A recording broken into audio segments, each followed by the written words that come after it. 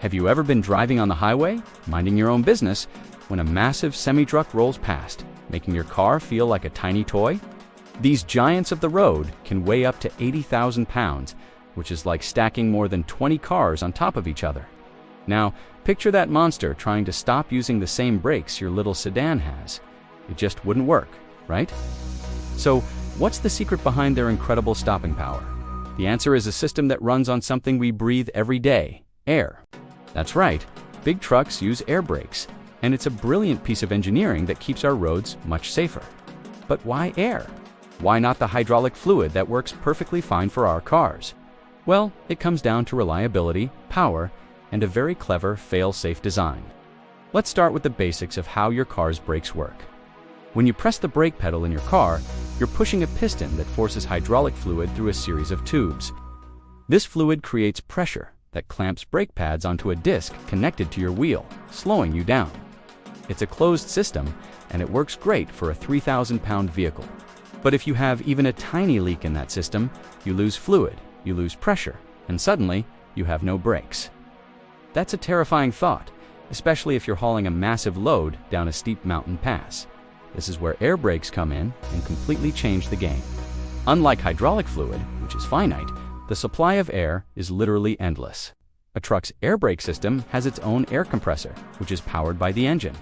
This compressor constantly fills up large air tanks, usually located along the frame of the truck. Think of these tanks as the truck's lungs, holding a massive reserve of compressed air ready to be used at a moment's notice. The system maintains a pressure of around 100 to 125 pounds per square inch, or SI. So, no matter how many times the driver hits the brakes, there's always more power on tap. Now, here's the most ingenious part of the whole system: its fail-safe nature.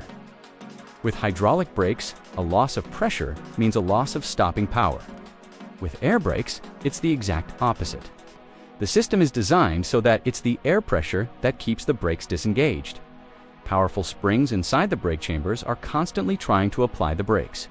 The compressed air works against these springs, holding them back and allowing the wheels to turn freely. When the driver hits the brake pedal, which is actually a valve called a treadle valve, releases some of that air pressure from the system. As the pressure drops, the strong springs are no longer held back, and they powerfully push a rod that forces the brake shoes against the brake drum, stopping the truck. So, if there's a major leak and the air pressure drops too low, what happens? Those powerful springs take over automatically and lock the brakes up, bringing the truck to a grinding halt. It's like an emergency parachute that deploys itself. This design ensures that a catastrophic failure doesn't result in a runaway truck. Have you ever heard that loud, satisfying hiss when a truck stops next to you at a red light?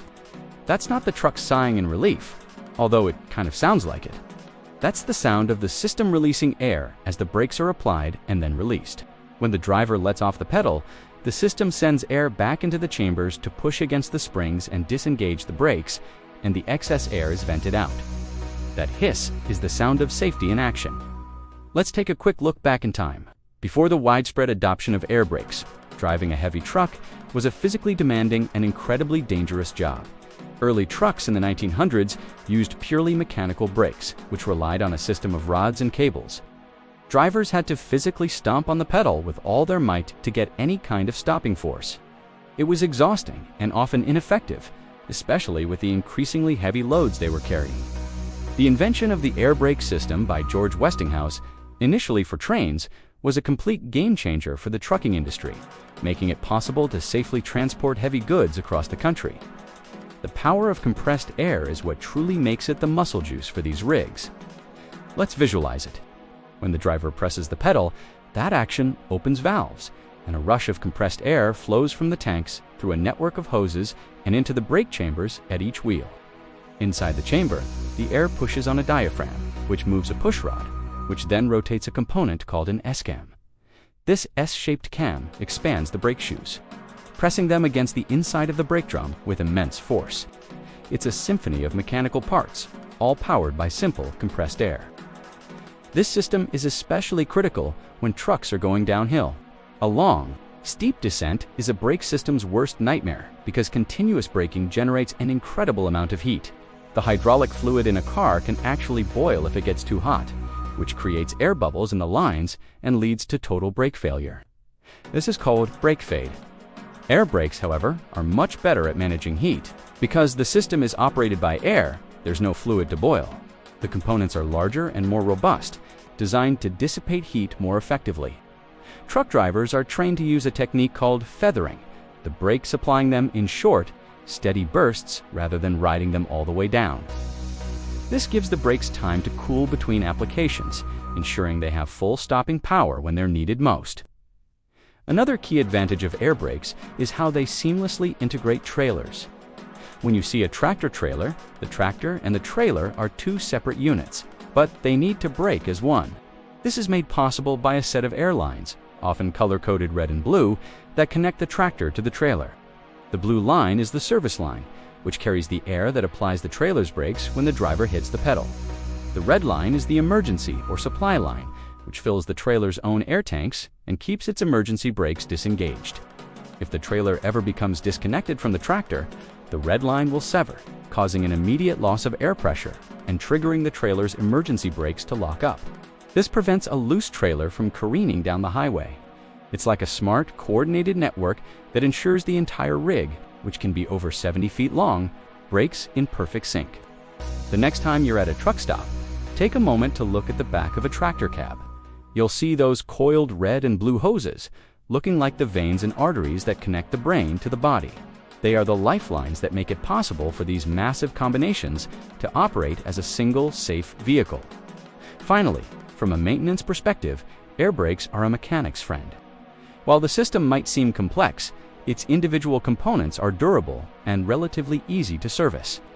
If a valve fails or a brake chamber gets damaged, a mechanic can often swap out the part without having to deal with the messy and complicated process of bleeding hydraulic fluid.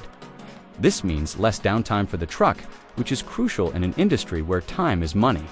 Engineers appreciate the modular and robust design, which has been refined over decades to withstand the harsh realities of long-haul trucking.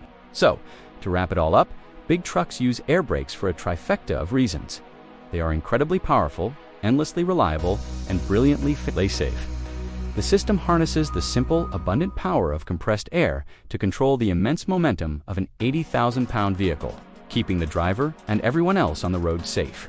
They allow for the seamless integration of trailers and are built tough for easy maintenance. Without the invention and continuous improvement of the air brake system, our modern world of logistics and commerce would look very different, and our highways would be a far more dangerous place. Thanks for watching. And if you found this look into the world of truck engineering interesting, be sure to hit that like button and subscribe for more deep dives into how our world works. Drive safe out there.